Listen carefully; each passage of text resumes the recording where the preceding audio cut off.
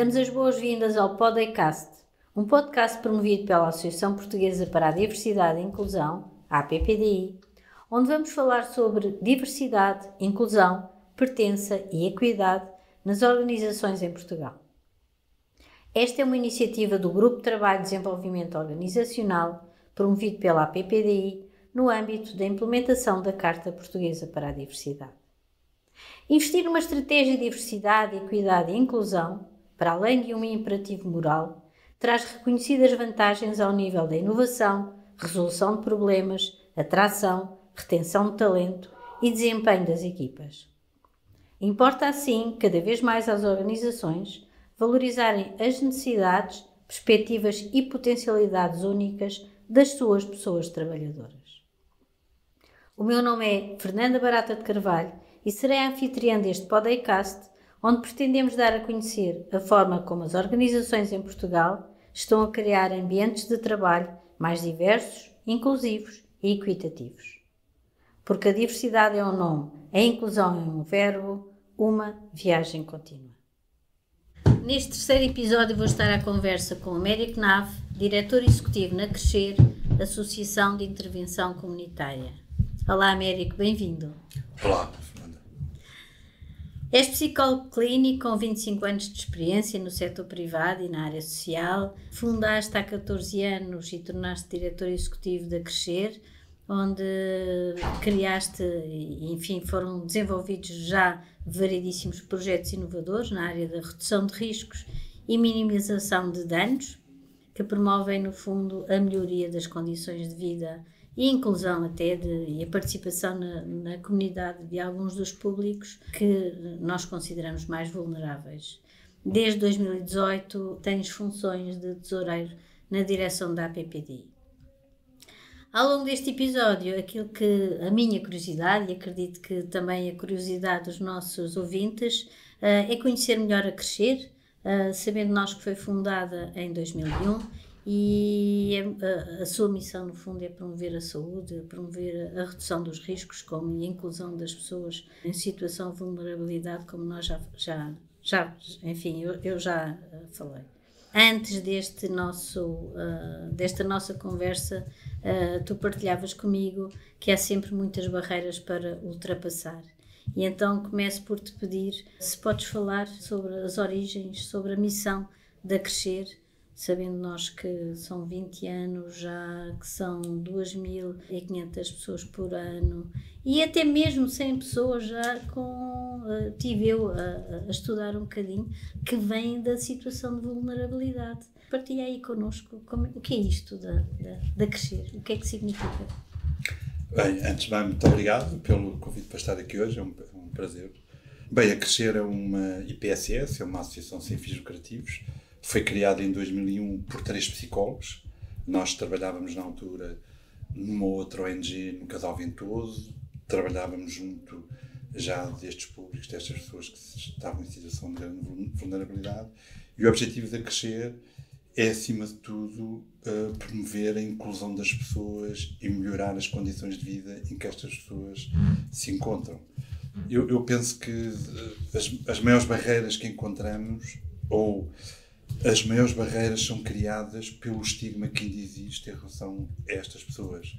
E é como se muitas vezes não fossem tratados como cidadãos, como todas as pessoas, com direitos. E isso faz com que muitas vezes até as respostas e as ajudas que são criadas para estas pessoas não estão adequadas às suas necessidades. E isso faz com que as pessoas tenham dificuldade em sair da situação de vulnerabilidade em questão, e a Crescer tenta, acima de tudo, promover a melhoria das condições de vida e o objetivo final, incluir as pessoas na nossa sociedade. Na nossa sociedade. Temos aqui muitas ideias pré-concebidas, não é? E muitos enviesamentos inconscientes que acabam por muitas vezes fazer acreditar, ou pelo menos dar a entender que não têm os mesmos direitos, como acabas de partilhar connosco. Tendo como filosofia ir ao encontro das pessoas em situação de vulnerabilidade, existem muitos projetos, são cerca de 24, são de facto muitos projetos a decorrer atualmente. Qual é o papel da Crescer e enfim, nas equipas de rua, na área metropolitana de Lisboa? O que é de facto o vosso trabalho no terreno? Bem, o nosso trabalho nas equipas de rua, que também foi por aí que começou a crescer, foi em 2002 com uma equipa de rua, e o objetivo é ir ao encontro das pessoas que se encontram em situação de vulnerabilidade, estabelecer relação com estas pessoas, porque muitas vezes estas pessoas estão desacreditadas delas próprias, muitas vezes também a motivar as pessoas, criar relação, fazê-las acreditar que é possível melhorar a sua condição de vida, e através dessa relação as equipas de rua tentam criar pontes com, por exemplo, a área da saúde, a área social, tentam encaminhar para a habitação, tentam caminhar para todas as respostas que as pessoas precisam e que se encontram nessa situação de extrema vulnerabilidade, que é muitas vezes estar em situação sem abrigo, muitas vezes com consumo de substâncias psicoativas, pessoas que muitas vezes já até sem rede, não é? Sem rede, sem apoios, muitas vezes a própria comunidade olha para estas pessoas como se fossem pessoas diferentes de todas as outras pessoas, que muitas vezes até são proibidas de entrar em simples cafés ou supermercados ou equipamentos da nossa comunidade pela situação de vulnerabilidade em que se encontram.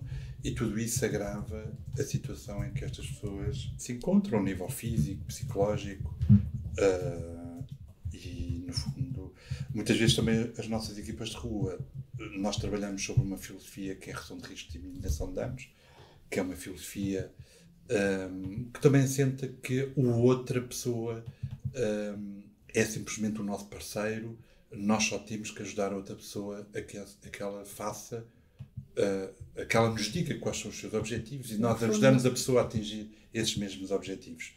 E muitas vezes as pessoas, por exemplo, quando querem consumir substâncias, nós disponibilizamos material ascético para consumo, como seringas, pratas, cachimbos.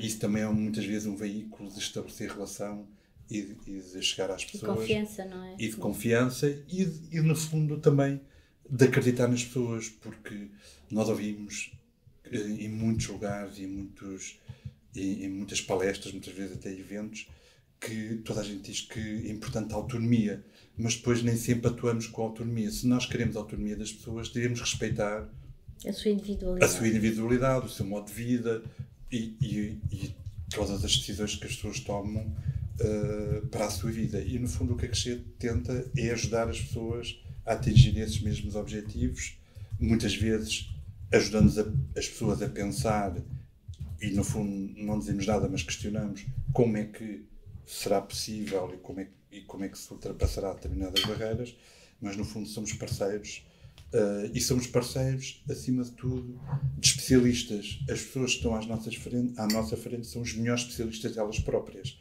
e é com este mindset que nós abordamos as pessoas e tentar que as pessoas voltem a acreditar que é possível estabelecer relações e que é possível que se sintam, que fazem parte da sociedade onde estamos. Quais são as maiores dificuldades, os maiores desafios que essas equipas enfrentam, tendo em conta que são parceiros e não decisores da vida dos outros? Quais são, sim, as maiores dificuldades que as equipas enfrentam? A maior dificuldade que as equipas enfrentam é a situação de vulnerabilidade em que as pessoas se encontram. É muitas vezes, por exemplo, o número de mortes que acontece nas ruas. É muitas vezes as pessoas pedirem para sair da situação de vulnerabilidade em que se encontram e não há uma resposta adequada para as necessidades das pessoas. Isso é uma coisa que nós temos vindo a constatar. Cada vez mais há menos respostas, no sentido de que nós queremos encaminhar as pessoas para sair da rua, para ir para tratamento, e não há respostas. Cada vez tem existido menos respostas, e isso faz com que muitas vezes os nossos técnicos choram, vivem completamente frustrados, E tem sido muito complicado para estas equipas suportar esta impotência de ajudar quem quer ser ajudado, porque depois também há um mito, muitas vezes, de que as pessoas não querem ser ajudadas.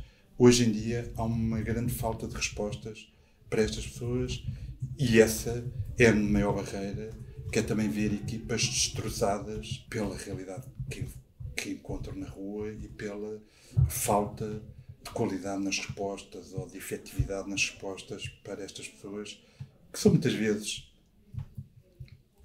elas vítimas de eventos e de acontecimentos da sua vida que foram bastante traumáticos. Sentem-se incapazes por vezes. Pegando aqui um bocadinho no que disseste, cada vez há menos respostas.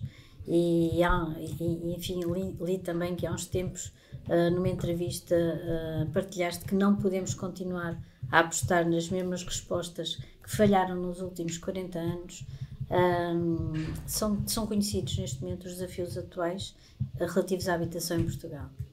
Acreditas na erradicação das pessoas em situação de abrigo e quais são para ti também os principais desafios que a Crescer tem ao trabalhar com estes públicos no que respeita a este tema? Eu, há pouco quando disse que, não sei se foi essa a ideia que passei, mas não é questão de menos respostas, é menos respostas efetivas para a condição em que as pessoas se encontram, porque eu até penso que há mais respostas, mas essas respostas muitas vezes não respondem à necessidade em que as pessoas se encontram. Eu claramente acredito que é possível vivermos em cidades onde não haja pessoas em situação sem abrigo. Há uma inoperância enorme dos governos e das pessoas e dos decisores políticos em resolver a situação. Nós sabemos como é que se resolve, não há realmente vontade política para resolver esta questão. Porque quando nós estamos a falar das pessoas em situação sem abrigo, nós só estamos a falar de uma questão que é a habitação. E ao longo destes últimos anos, estou a falar 30 anos, 40 anos, tem-se apostado numa série de respostas que não é habitação. E muitas vezes nós podemos estar a criar muitos centros de abrigo, muitas respostas partilhadas, muitas outras respostas, mas depois as pessoas saem dali para onde, se não há habitação? E se não há habitação, nós não conseguimos responder a estas pessoas e, portanto, é possível... na mesma situação, no fundo, não é? Claro, ficam em porta giratória dentro destas respostas durante décadas. E, portanto, o que nós achamos, não é? E sabemos como fazer e sabemos... Agora, temos que ter realmente medidas efetivas. Esta crise da habitação existe agora para a maioria das pessoas, mas existe para este grupo de pessoas há décadas e agora há uma maior atenção porque ultrapassou estas pessoas que estão em situação de extrema vulnerabilidade. Eu às vezes penso assim, numa perspectiva que há 10 mil pessoas em situação sem abrigo, se estas 10 mil pessoas de repente fossem pessoas que ficaram na rua de repente, todos nós e pessoas mais diferenciadas e pessoas que estão a trabalharem na sua vida normal, ficassem quer dizer, o problema tinha que se resolver de uma forma com emergência e no fundo é como se nós olhássemos para essas pessoas e não fôssemos todos cidadãos com os mesmos direitos e portanto na nossa perspectiva deveria haver uma resposta de emergência para estas 10 mil pessoas e que não pode passar por outra coisa que não seja a habitação. Porque quando nós estamos a falar das pessoas em situação sem abrigo, é natural que muitas vezes a sua saúde mental não seja a melhor. É natural que muitas vezes as pessoas recorram aos comportamentos aditivos porque é muito difícil suportar a situação de rua. Qualquer pessoa que viva na rua não pode ter uma boa saúde mental. Qualquer pessoa que viva na rua é difícil sem consumir substâncias psicoativas para suportar a situação de rua. E agora, isso é uma coisa que é, mas agora há novas pessoas em situação sem abrigo que estão a chegar. Mas mas então há uns cidadãos que são aqueles que chegaram há 10 ou 20 anos, são diferentes dos cidadãos que estão a chegar agora? As pessoas são as mesmas. Nós dirigimos muitas vezes para estas pessoas como as pessoas em situação sem abrigo. Não são as pessoas em situação sem abrigo. É o João, o Manela, a Maria, a António. quer dizer, são pessoas como qualquer outras e que nós achamos que estas pessoas não têm o direito à habitação e que às vezes ouvimos até alguns especialistas a dizer que as pessoas não sabem viver numa habitação. Isso portanto, é impossível resolvermos a situação das pessoas em situação sem abrigo quando nós próprios dizemos que estas pessoas não podem viver numa habitação. No fundo, a montante há uma ideia completamente pré-concebida. Sim, é um estigma que existe em relação que as pessoas estão naquela condição como se já tivessem nascido lá, ou que estão lá porque querem, ou porque são os maus da fita, desculpem o termo, mas e que nós estamos muito longe e distanciados daquela situação. E a linha que separa as pessoas estarem ou não estarem em situação sem abrigo é muito mais tenue do que todos nós pensamos. E como, por exemplo, mostrou o Covid, que muita gente estava a trabalhar, estava organizada e ficou numa situação de sem-abrigo. Ou pessoas, muitas vezes, migrantes, que vêm para trabalhar, que estão pessoas organizadas e ficam em situação sem-abrigo. E, portanto, este estigma quer dizer, dificulta a resolução do problema, porque o problema passa pela habitação. E se nós queremos resolver este problema, tem que haver um investimento sério, tem que haver e tem que ser um grande investimento em habitação para estas pessoas. Américo, falando em investimentos, em 2019 vocês lançam o vosso primeiro negócio social. É um restaurante que atualmente contam com 5 restaurantes, 3 produtos gourmet e, no fundo, o seu grande foco é integrar as pessoas vulneráveis no mercado de trabalho e gerar sustentabilidade nas suas vidas e para a própria crescer. Fala-nos aqui um bocadinho sobre estes projetos que, se calhar, muitos de nós não conhecemos e o que é que se avizinha no futuro. Bem, isso é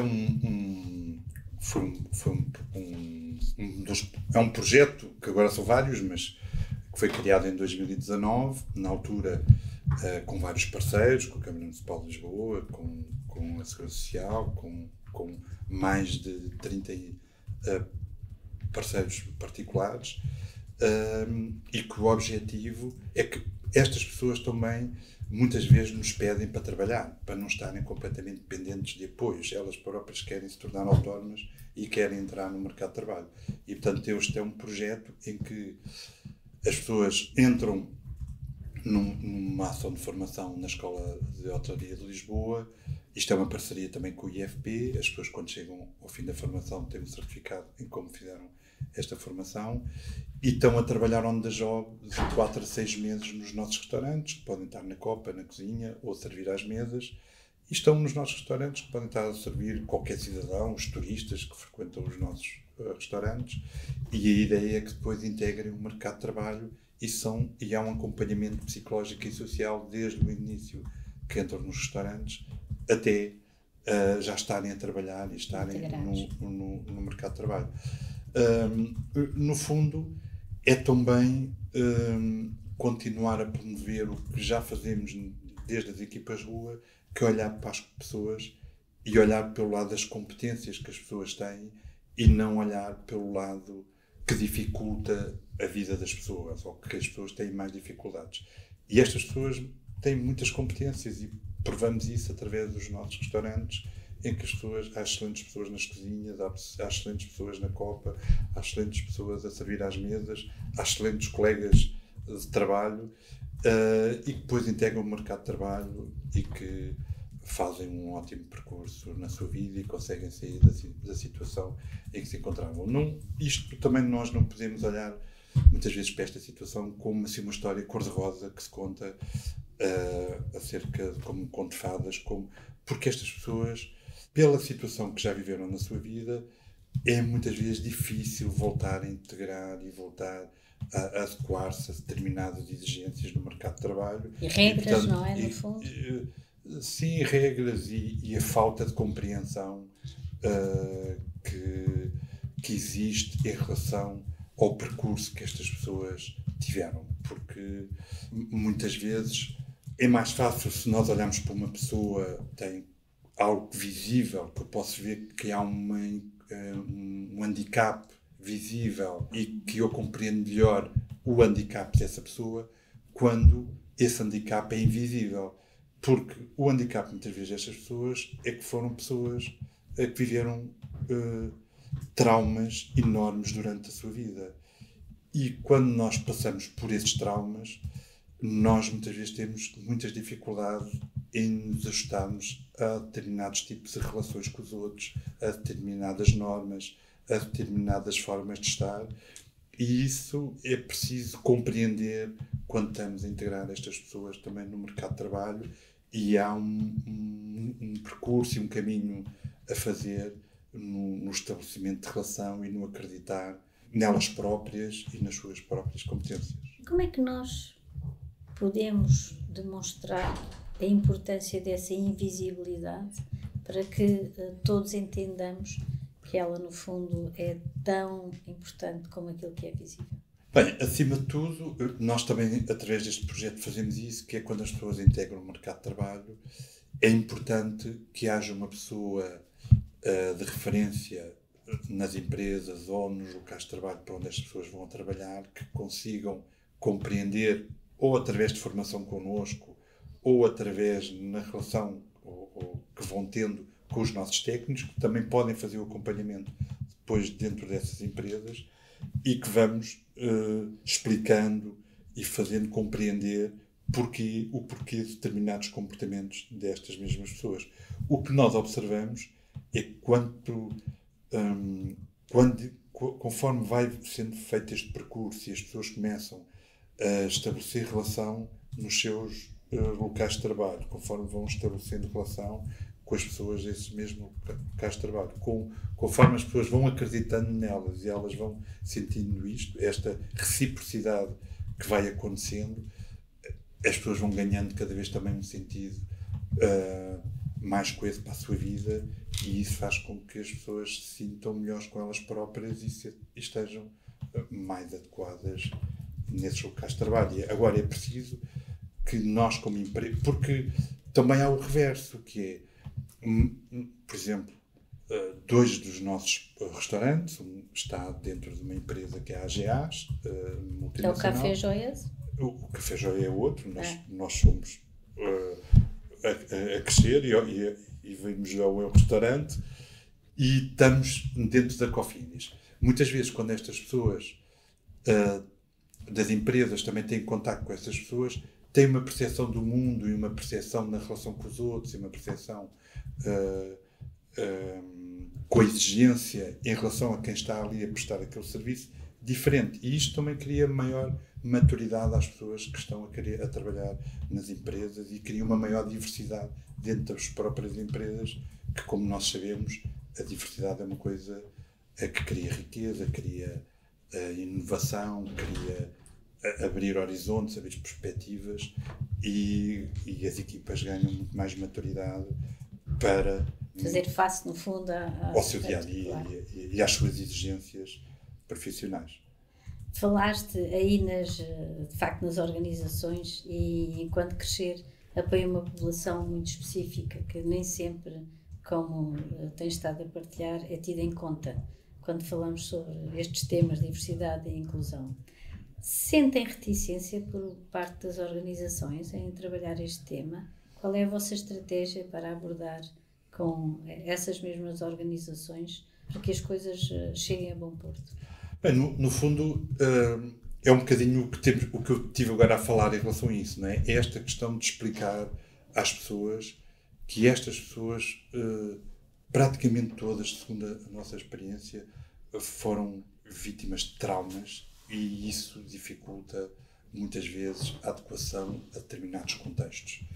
E é esta relação que nós criamos com as empresas, esta relação de proximidade e esta ponte que criamos entre as pessoas e as empresas, que nos ajuda a integrar estas pessoas. Quer dizer, a maior barreira é mesmo essa, não é? É o estigma, é desconstruir estigmas em relação às pessoas que se encontram em situação de sem-abrigo, às pessoas que consomem substâncias psicoativas e, no fundo, à pobreza, não é? Porque, por exemplo, quando nós associamos situação sem abrigo e consumo de substâncias psicoativas, há um estigma e um preconceito enorme em relação a estas pessoas. quando, na minha perspectiva, por exemplo, é bastante compreensível porque é que as pessoas recorrem ao consumo de substâncias psicoativas estando na situação de vulnerabilidade em que se encontram. Mas como as pessoas vêm numa situação de pobreza e de extrema pobreza e de extrema vulnerabilidade, o estigma aumenta. Quando nós observamos pessoas de outros estratos sociais e juntamos isso ao consumo de substâncias psicoativas, a maior parte das pessoas até acha uma certa piada e há um certo riso no ar e uma certa compreensão o uso e o consumo dessas substâncias. Para mim não é uma crítica... Ou pelo menos não há um juízo de valor tão elevado. Sim, há uma maior compreensão porque as pessoas usam substâncias para se divertir ou para a sua criatividade ou para suportar o seu stress nas empresas ou porque têm altos cargos ou porque são artistas ou porque seja o que for. E claro que o consumo de substâncias psicoativas existe desde quase o início da humanidade e, portanto, é uma coisa que está documentada há anos e anos e anos. Mas há um estigma enorme em relação ao consumo destas substâncias e que leva a que a sociedade responda numa perspectiva de excluir estas pessoas, como se estas pessoas não tivessem direitos, não fossem cidadãos. E eu acho que isso também está ligado, acima de tudo, à situação. E, portanto, quando nós, por exemplo, estas pessoas não têm direito a uma habitação, ainda mais no fim de linha estão. Porque é muito mais fácil ajudar uma pessoa que diga que quer ser ajudada em relação aos comportamentos aditivos se estiver dentro de uma casa do que se estiver no passeio da rua. Isto parece-me claro para todas as pessoas. Quer dizer, há coisas, como uma outra pessoa dizia, eu para saltar de um paraquedas não tenho eu para saltar de um avião não tenho que provar que é preciso paraquedas. Toda a gente, é óbvio que para saltar de paraquedas é melhor saltar... Peço desculpa. Para saltar do avião é melhor saltar de paraquedas. É claro, para mim é a mesma coisa. De outra maneira, não é preciso fazer nenhum estudo para responder a isto. É como uma pessoa que está numa situação sem abrigo, é tão óbvio como é melhor ter uma habitação para ajudar, seja na saúde mental, seja nos comportamentos ativos, seja do que for, do que não ter um teto. Do que não ter um teto, um sítio seguro e um sítio onde a pessoa possa ganhar confiança e segurança.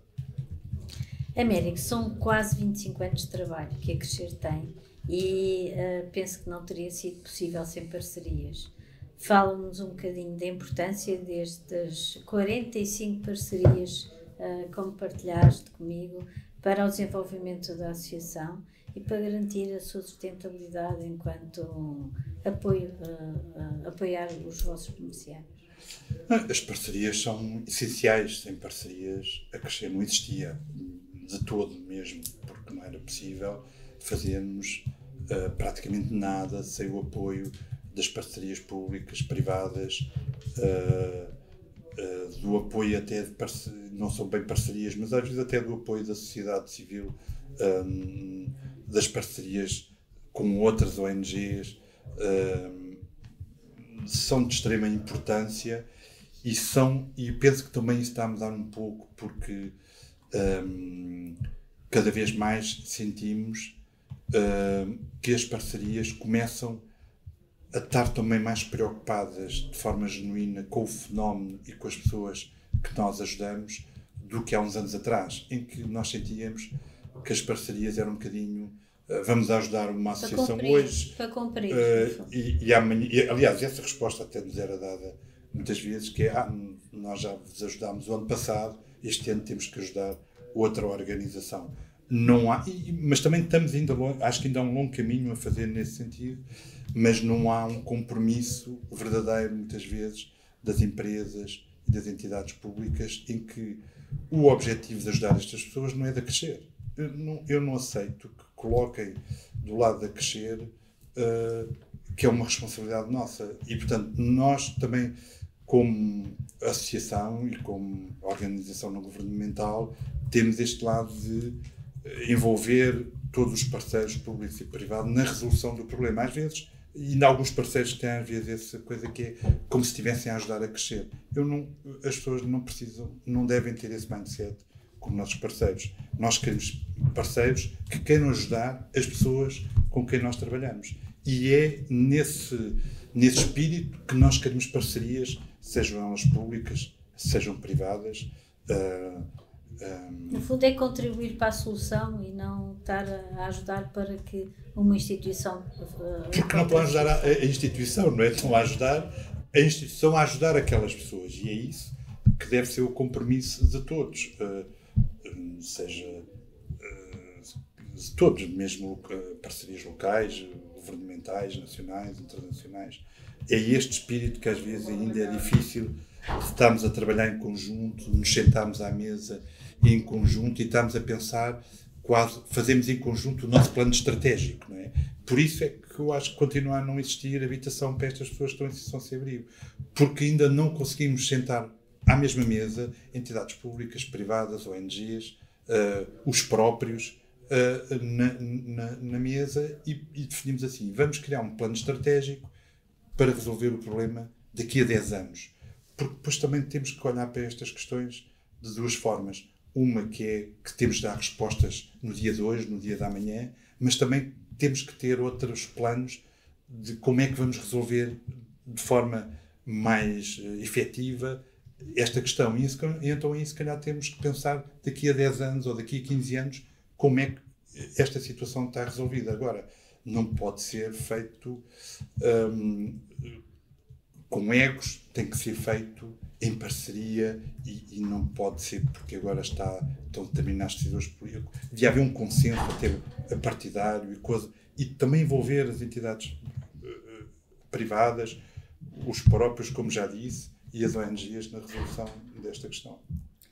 No fundo é como qualquer situação precisa de sempre de um plano estratégico para resolver e não pensar que resolvemos one shot e já está. Não é?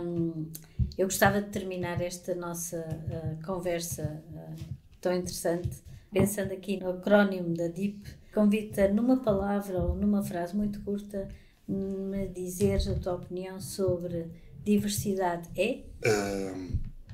Riqueza e combate à norma. Equidade. Justiça. Inclusão é?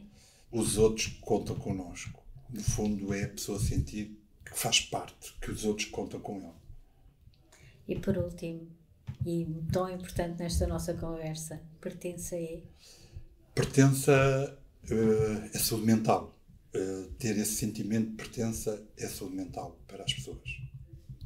Américo, muito obrigada pela tua presença neste que é o terceiro episódio do Podcast, ao longo do qual falámos das origens da Crescer, sobre as suas principais conquistas, desafios e lições aprendidas desde o seu início e como podemos e podem fazer a diferença no mundo em que vivemos. Foi uma entrega total que nos fez, a mim pelo menos fez-me sair da minha área de conforto e que nos coloca a refletir sobre o que ouvimos.